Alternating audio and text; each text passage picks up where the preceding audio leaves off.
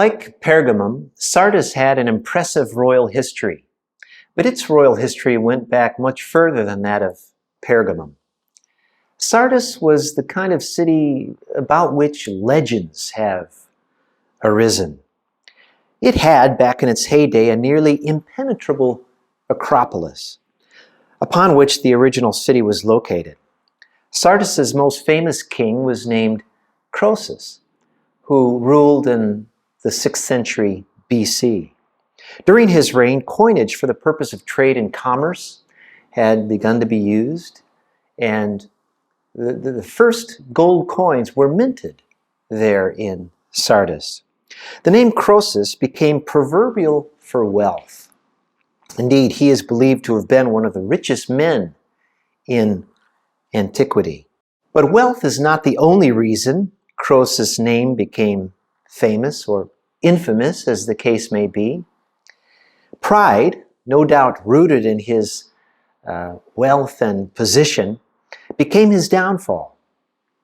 When the Persians under Cyrus the Great were poised to attack Sardis in 547 BC, Croesus sought the advice of the Delphi oracle as to what he should do. And this was the ambiguous prophecy that he received in return. If Croesus attacks the Persians, he will destroy a great empire. Cocksure that it would be the Persian Empire that would be destroyed, Croesus proceeded to attack the superior Persian army, and in so doing, it was his own empire that he destroyed. Croesus himself, his army, the capital city, and indeed the whole Lydian Empire fell to the Persians. A critical factor in the Lydian downfall was a weak point in the defenses of the Sardis Acropolis, which, as you can tell from the pictures, was made of erosive rather than granite rock. The Persians found that weak point where erosion had occurred, and they made a stealthy nighttime entrance into the city. And the same thing happened about 320 years later, at the end of the 3rd century BC, when Antiochus the Great and his army used a point of erosion to get past the security that was established and to get into the city and to conquer the city like a thief in the night. Sardis is an enchanting sight to visit today. Among the many ruins that you can see are an amazing but aborted temple of Artemis, an imposing gymnasium, and a remarkable early Jewish synagogue. There most likely was an earlier Jewish synagogue, which may have dated back to the 3rd century BC, where the current synagogue stands, but that early synagogue would have been destroyed in a major earthquake that occurred in AD 17.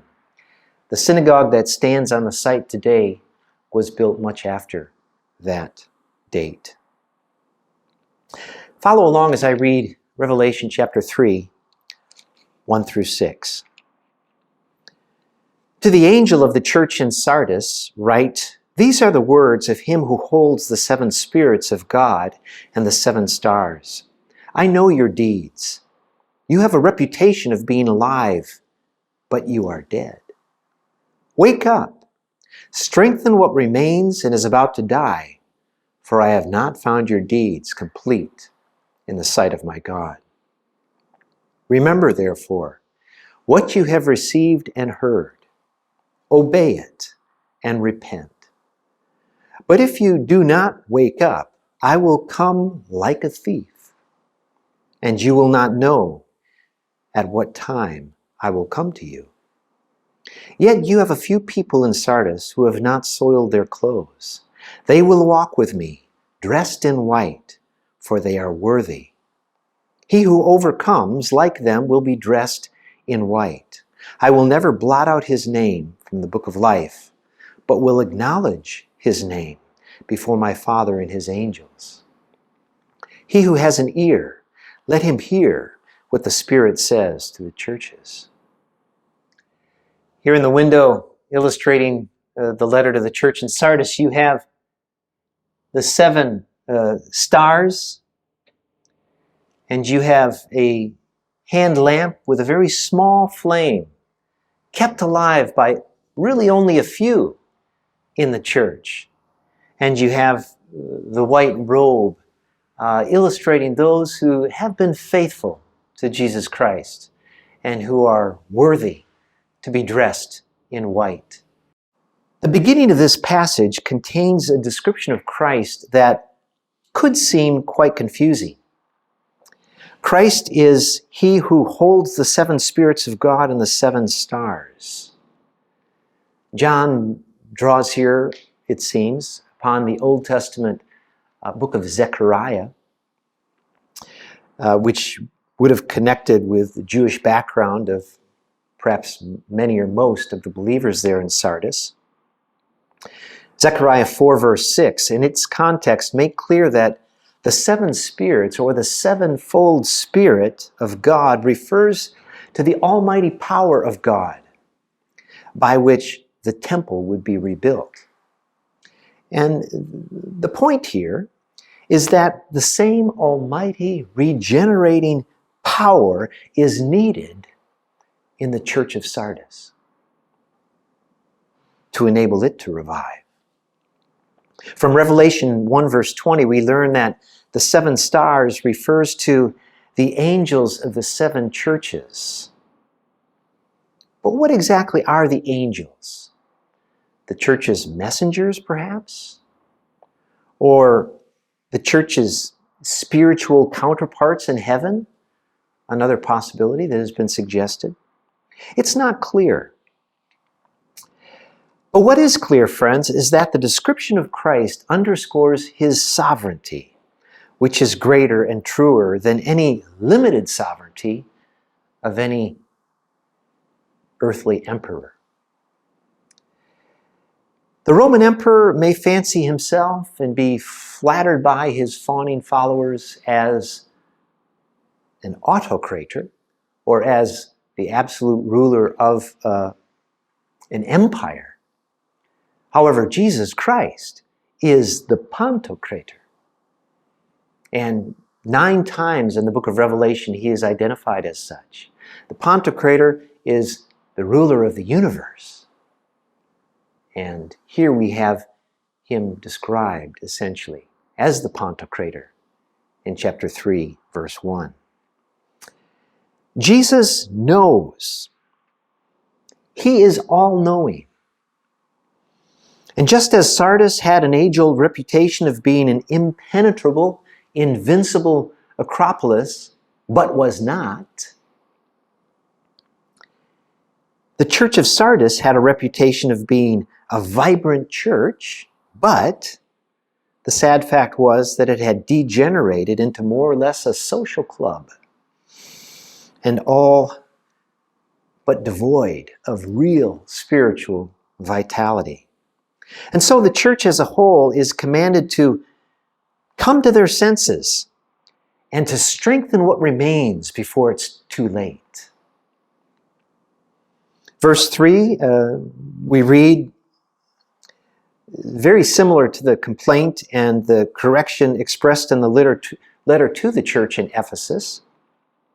However, the Ephesian church received some commendation, quite a generous amount of commendation. But the church in Sardis receives none. Instead, listen to this threat and recall how it would poignantly connect with the humbling history of Sardis. But if you do not wake up, I will come like a thief, and you will not know at what time, literally at what hour, I will come to you. I love verses 4 and 5 of this chapter. I love the thought that in this basically dead church, there are a few that have remained faithful and zestful in their following of Christ. Perhaps even the leader of the church had compromised in his commitment. Certainly the bulk of the members had grown complacent or spiritually lazy and lethargic in the living out of their faith. But these faithful few remained on fire for Christ. And so he said, they will walk with me, denoting intimacy, dressed in white, denoting purity, for they are worthy. I will never blot out the name of such a person from the book of life, an allusion to a literal list of citizens, the book of life. Each city had a kind of list of its citizens.